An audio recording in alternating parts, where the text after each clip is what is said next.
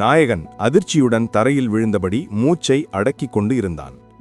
ஏன் அந்த பாம்பு என்னை கொல்லவில்லை என்ற கேள்வி அவனை உள்மனதில் கிளர்ச்சியடையச் செய்தது. அந்த நொடியிலே அவன் கண்முன்னே காட்சி மங்குகிறது. சிறு வயது நினைவுகள் மெதுவாக திரும்பி வருகின்றன. அப்போது அவன் தனது அப்பாவுடன் கடற்கரையில் வாழ்ந்தான். ஒரு நாள் அவர்கள் இருவரும் சிரித்தபடி கப்பலில் ஏறி கடலில் புறப்பட்டார்கள்.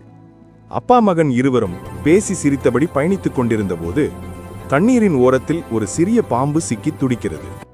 அதை பார்த்த சிறுவயது நாயகன், அப்பா, அந்த பாம்பு கஷ்டப்படுது என்று கூறினான்.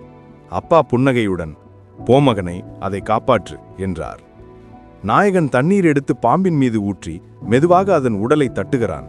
பாம்பு உயிர் திரும்பி அவனை நோக்கி ஒருமுறை பார்த்து அமைதியாக தன்னுடைய பாதையில் நகர்கிறது.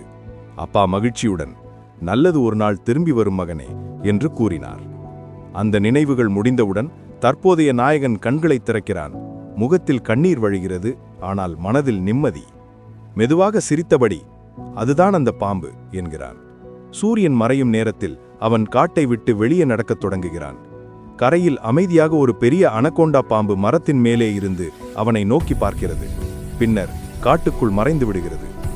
நாயகன் தன் பயணத்தை தொடர்கிறான். பின்னணியில் ஒலி, நாம் செய்த நல்லது ஒரு நாள் நமக்கு திரும்பி வரும் என்று ஒலிக்கிறது. திரை மெதுவாக கருமையாக மாறுகிறது. இந்த கதை உங்களுக்கு எப்படி இருக்குன்னு கமெண்ட் பண்ணுங்க. கொரில்லா குட்டீஸ் சேனலை சப்ஸ்கிரைப் பண்ணுங்க, லைக் பண்ணுங்க, கமெண்ட் ஷேர் பண்ணுங்க. ஓகே, பாய்.